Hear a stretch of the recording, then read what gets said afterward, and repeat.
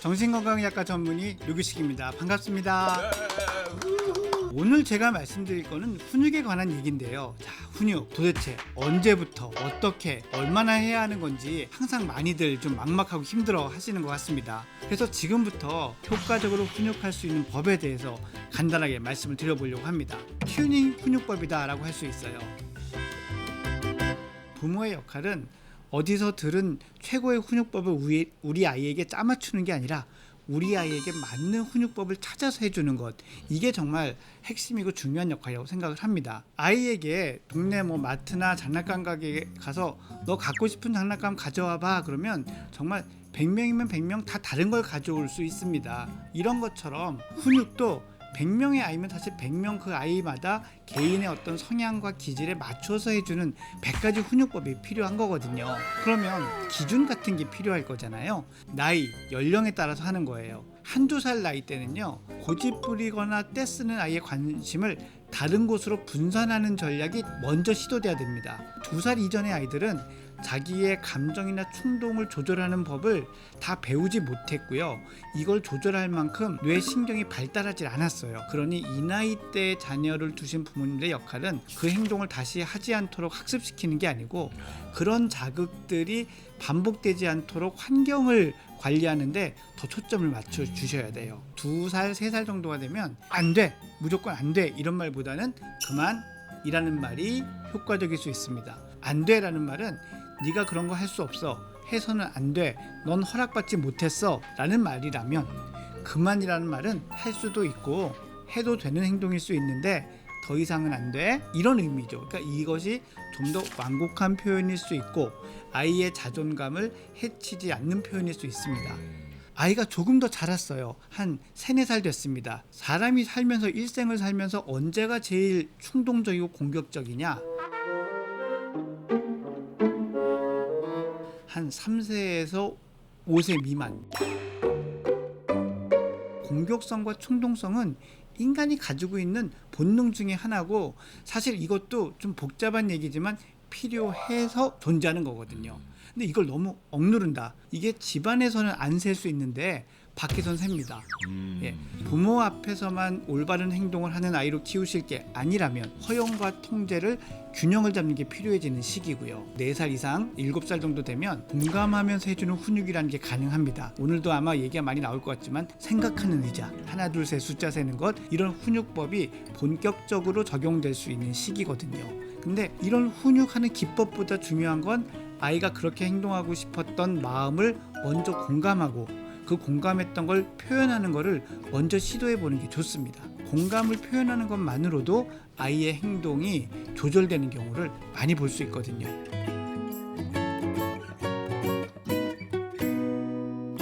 이렇게 잘 알면서 왜 부모가 훈육을 하는데 실패하는 걸까? 이것부터 한번 좀 짚고 넘어갔으면 좋겠는데요. 첫 번째는 양육자가 일관적인 훈육을 하지 못해서 그렇습니다.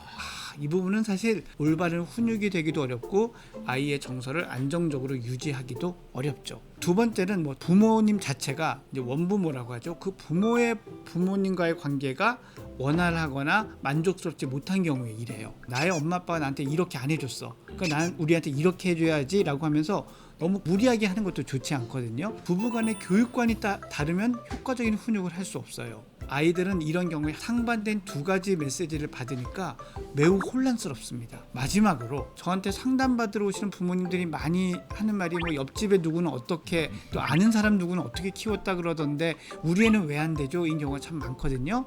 근데 이 공부도 그렇지만 훈육도 다른 아이와 내 아이를 비교하지 마시고요.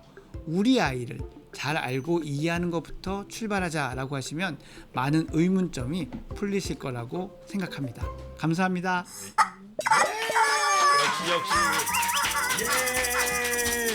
자, 6교시 아무도 알려주지 않는 부모의 세계. 국내 최고의 전문가, 나랑 친한 형. 반가워요. 류규식 박사님. 네, 안녕하세요. 반갑습니다. 자, 일단은 정의부터 한번 내려주시죠. 훈육이 뭐예요? 훈육 그러면은 꼭 혼내고 그렇게 야단 쳐야 생각하잖아요. 된다 이렇게 하는데, 훈이라는 거에 이제 가르친다는 의미가 있지만 가르치는 육은 키운다는 거거든요.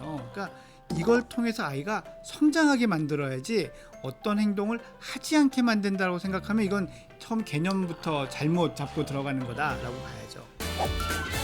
뭘 좀 준비해오면 재밌는 얘기가 될까 생각을 해봤는데 이렇게 소위 스타들.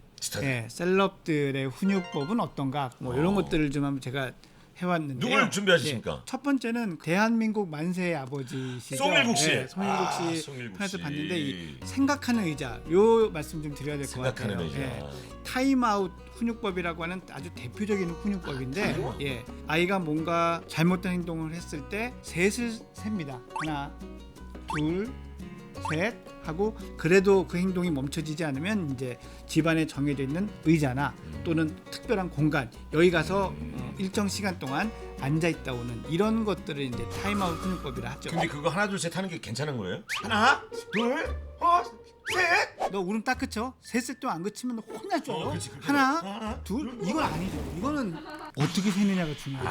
이렇게 세면 안 되는 거야. 너가 이렇게 계속 울고 때를 쓰면은 저 의자에 앉아 있게 될 거야라고 이제 약속을 해요 미리. 근데 애가 그렇게 때를 부리고 뭐 자기 좋아하는 사탕 달라고 운다. 그러면 그때 하나, 한 5 내지 7초 기다립니다. 둘, 그다음에 셋. 그러면 아이를 그 의자로 가게 하는 거예요. 그렇게 바로바로 세는 게 아니라 그 안에 5 내지 7초 사이 간격이 있어야 되는 거예요. 거기에 생각할 시간이, 생각할 기회. 몇 분 정도 그 의자에 앉혀두는 게 효과적이에요? 진짜 좋은 질문인데요. 그것에 대해서 이 전문가들은 아주 명쾌한 가이드라인을 제시하고 있어요. 그래요? 네, 한 살에 1분, 한 살에 1분. 네, 별로 안 앉아 있는. 별로 안 길어요. 아무것도 못하게 해서 벌을 주는 게 아니라 아니고. 얘가 지금 이 일이 what's going on? 네. 네, 이게 왜 이렇게 생긴 건지를 깨달을 수 있게 그 시간을 잠깐 주는 거예요. 그래서 5살 정도 된 아이들은 한 5분인 거고 초등학교 가는 아이들이 이제 뭐 7분에서 한 10분 정도. 한 번 앉을 때 그렇게. 네, 그렇게 한 번 앉을 때. 한 번 앉을 때. 스위틀린님이 22개월 아이에도 생각하는 의자가 통할까요라고. 22개월. 예, 안 통합니다. 22개월은 말이 안 통하는. 예, 만 24개월 전까지는 훈육이 안 통한다. 만 2살 때까지. 예.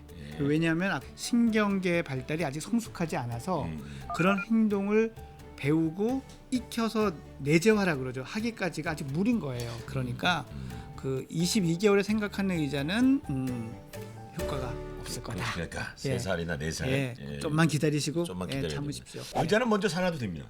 그렇죠. 예, 의자는 먼저 사놔도 돼요. 두 번째 우리 셀럽은 누구예요? 예, 두 번째 셀럽은 저희 아이들이 좋아해서 저도 같이 좋아하게 된 아이유 씨. 아이유, 예, 저도 좋아합니다. 예, 아이유의 아버지께서 훈육을 하거나 생각하게 할 필요가 있을 때 두꺼운 책을 주고 읽으라고 했대요.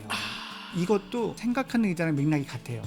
왜냐면 결국 생각할 기회를 주는 거잖아요. 그러네. 그 책을 읽으면서 마음을 안정시키고. 그렇죠. 이런 건 정적인 성향의 아이들이 좀 좋아요. 그 친구들한테 더 먹힐 수가 있는. 아이가 아주 외향적이고 활동적이고 이러면 책을 읽는 거라는 활동을 즐겨하지 않을 가능성이 있기 때문에 그걸 버리라고 생각할 수도. 네, 그렇죠. 바로 맞았어요. 그러니까 그런 경우에 버리라고 생각하게 되고 자꾸 반복되면 책이라는 거를 정말 많이 싫어하게 될 수 있는 부작용은 있죠. 그러니까 아이의 성향과 기질을 좀 잘 파악해서 적용해야 됩니다. 기질에 따라서 맞춤 튜닝을 해야 된다. 네, 사실 뭐 저도 이 자리에 교육 전문가, 육아 전문가로 나와서 말씀을 드리고 있지만 육아서나 이런 데 보면 나와 있는 얘기들이 우리 애한테는 안 통해요. 또 옆집에선 이렇게 됐는데 우리 집 애들은 안 돼요. 이게 안 되는 이유는 아이의 기질을 몰라서 그렇거든요. 자, 이 순한 기질의 아이들은 일단 몸이 규칙적이에요. 제 시간에 자고 제 시간에 일어나고 제 시간에 배고파해요. 그리고 뭐가 좀 어긋나도 좀 잘 참고요. 낯선 상황이 생겨도 적응을 잘 하죠. 이런 친구들은 그래서 되게 부모가 키우기 편해요. 내가 좋은 부모라서가 아니라 얘 기질이 좋아서. 내가 잘 태어난 거지. 그렇죠. 예. 그 대신 이런 아이들이기 때문에 부모가 눈이 덜 갈 수가 있어요. 예. 그러니까 별로 신경 안 써도 되니까요. 근데 얘네들이 눈치를 보니까 내가 이런 걸 잘 참으니까 엄마가 더 이뻐해. 그러면 자꾸 자기 감정을 누르거나 참을 가능성이 있어요. 그래서 오히려 한 번 더 쳐다보고 이럴 수도 있을 텐데 너 이럴 때 좀 속상하지 않았어? 란 말을 먼저 던져주시는 양육법이 필요하고요. 감정을 감추지 않게 평소에 좀 유대관계 그렇죠. 그리고 좀 관심이 좀 필요해요. 관심을 하게. 쉬워서 무관심해질 수도 있어요. 정반대의 기질도 있어요. 정반대 까다롭고 까칠하고 까칠하고. 변화에 예민하고 뭔가 잘 안 맞춰졌을 때 감정 조절도 안 되는 아이들이 사실 있거든요. 말씀드리고 싶은 건 우리 아이가 기질이 그렇구나라고 생각이 되면 일단 부모님은 미적분보다 어려운 문제를 받았다라고 생각해야 돼요. 이건 내가 풀어도 잘 안 풀리고 오답이 나올 확률이 높다. 예. 하지만 포기하지는 말자. 처음에 어렸을 때일수록 기본적으로는 얘한테 자극을 적게 주는 게 좋아요. 낯선 상황이나 이런 것에 한 번에 갑자기 예를 들면 뭐 키즈 카페 갑자기 어느 날 쑥 데려가는 것도 얘한테는 안 좋은 거예요.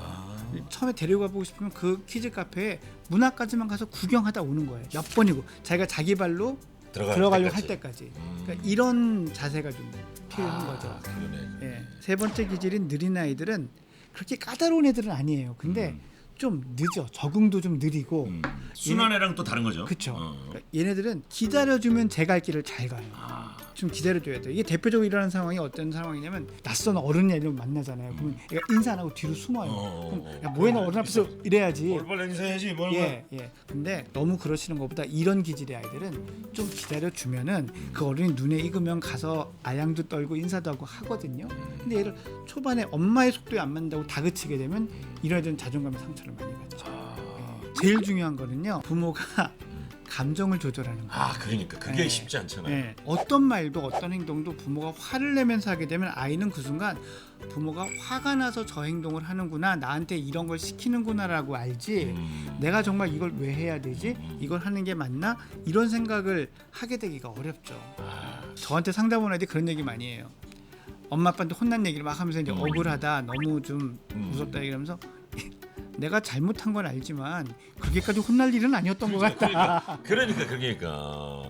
우리 왜 영재발굴단 때도 그 영재 비밀 그런 거 하면서 늦둥이가 잘 되는 비밀 했을 때 정말 사랑을 듬뿍 받고 자랐잖아요. 화내고 푸시하고 하는 게 압도적으로 적었다는 게 중요한 요인이었잖아요. 맞아요. 그러니까 똑똑한 아이로 키우는데도 그게 중요한 거죠. 네. 또 중요한 얘기 잠깐 해드릴게요. 그 영재발굴단에서 선생님이 해주신 얘기. 늦둥이비들이 그 부모님하고 아이의 나이 차이가 워낙에 많으니까 사랑을 막 듬뿍 쏟아주는 거예요. 그냥. 그쵸. 그러니까 아이는 자존감도 막 이렇게 올라요. 그렇죠. 예, 밖에 나가서도 그냥 아주. 실제로 만 7세가 돼 보니까 늦둥이 자녀들이 언어 지능이 더 높더라라는 게 이제 영국에서 발표한 논문에 실려 있는 내용이죠. 오늘 밤에 늦둥이 생각 있으신 분들은 과감하게 한번 단행을 해보셔도 좋을 것 같아요. 화이팅입니다. 화이팅입니다. 마지막으로 이제 정반대로 이제 그 샘 해밍턴 씨가 하는 걸 봤는데 거기는 진짜 정신없잖아요, 애들 둘이. 근데 훈육할 때 상황극 역할극을 하면서 이렇게 훈육을 하더라고요. 그리고 인상적이었던 건 아이 입장에서가 아니라 그 상대방 입장에서 역할극을 하면서 그 상대의 느낌이 어떨지 이걸 생각하게 이렇게 해주는 게 되게 인상적이었어요. 예를 들면 뭘까요? 코딱지 파는 거 얘가 되게 코딱지 입장에서 뭔가 상황극을 한다든지. 저는 그 안에 있고 싶었는데 나가고 싶지 않은데. 그쵸. 왜 나를 파내는 거야? 김태균의 훈육법으로 바꿔야 될 것 같아요. 더 잘하시는 것 같은데. 그럼 아이들이 흥미 있어하고 더 훨씬 더 받아들일 수 있게 쉽게 되겠죠. 이런 거는 아이들이 소위 말하는 역할놀이나 이런 거에 대해서 좀 할 수 있을 정도 나이가 돼야 되기도 하고 또 좀 나이가 많아져서 초등학교 가고 이러면은 훈육으로서의 의미는 좀 줄어들어요. 그래서 이런 훈육법은 어릴 때 쓰는 게 좋고 좀 크면 가볍게 얘기하고 싶을 때. 부모의 성향도 중요할 것 같아요. 그렇죠. 부모가 그럼 어색하게 난 코딱지인데 말면서 막 어색하면 그만해 아빠 그만해 이렇게 되는 거죠. 아이가 자신의 거부 의사를 말과 울음 외에도 힘으로 할 때가 있습니다. 부모를 밀치거나 때리거나 이 경우에는 어떻게 훈육을 하는 것이 좋은가요? 일단은 피하거나 방어하시는 게 맞아요. 일단은 피하거나 방어를 해야 된다. 그리고 생각하는 의자로 보내야 되는데 이런 상황에서 생각하는 의자로 고분고분 갈 리가 없잖아요. 그러니까 이럴 때는 약간의 완력을 사용하는 거는 허용이 돼요. 고통을 줄 정도까지는 필요 없습니다. 애가 아파하고 막 이러면 그렇죠. 그건 지나친 거죠. 그렇게 안 하면 그 순간에 제압할 수 있을 정도 약간 느낌만 딱. 두 번째 질문 한번 읽어볼게요. 미친 사춘기 7살, 7세인데요. 이름만 불러도 왜? 누나, 왜? 이런 식의 반응이에요. 그럴 시기라고 해서 이해하려고 해도 사람이다 보니까 막 화가 납니다. 사춘기에 대한 얘기 한 가지만 딱 정리하고 갈게요. 네네. 심리적 사춘기도 생물학적 사춘기와 이 나란히 와요. 한 7살인데 사춘기 미친 사춘기. 사실 이게 진짜 사춘기는 아니라는 거죠. 아닌 거죠. 사춘기 때 흔히 청소년기에 하는 반항, 독립을 위한 반항과는 이거는 결이나 맥락이 다르다. 엄마와의 예. 관계에 있어서 뭔가 불만이 있거나. 가능한 얘기예요. 엄마가 그러니까 날 불렀을 때마다 내가 안 좋은 일을 시키는 거예요. 예. 그러니까. 불러서 좋은 일이 있었으면 왜? 할 텐데 불렀을 때 안 좋은 일이 많으면 이거 아이 입장에서요. 아이 입장에서 안 좋은 일이 많으면 이럴 수 있죠. 또 하나는 이제 아이 쪽 상황에서 보면은 이 아이가 현재 스트레스가 많을 가능성도 생각해야 돼요. 지금. 예, 그러니까 이런 아이 쪽의 스트레스인지 먼저 한번 확인해 보시고 얘를 부른 다음에 무엇을 내가 했는지를 한번 생각해 보시면 가려지는 것들이 좀 있으실 것 같아요. 자, 또 하나 질문할까요? 식당에서 소리 지르는 아이 어떻게 하면 좋겠습니까? 사람들 많은 데서 소리 지르는 아이. 식당에 들어가기 전에 계약해야 돼요. 식당에 들어가기 전에 계약해야 돼요. 가서 소리 지르면 우리 먹다 말고 나와야 돼. 잘해보자. 들어가기 전에. 예, 이때 반드시 계약서를 써야 됩니다. 그리고 가서는 정도에 따라 다르지만 웬만하면 한 3번 정도 기회를 주세요. 이러면 우리 가야 돼. 하나, 둘, 셋 할 때 데리고 나와야 돼요. 이거 몇 번 데리고 나와 봐야 됩니다.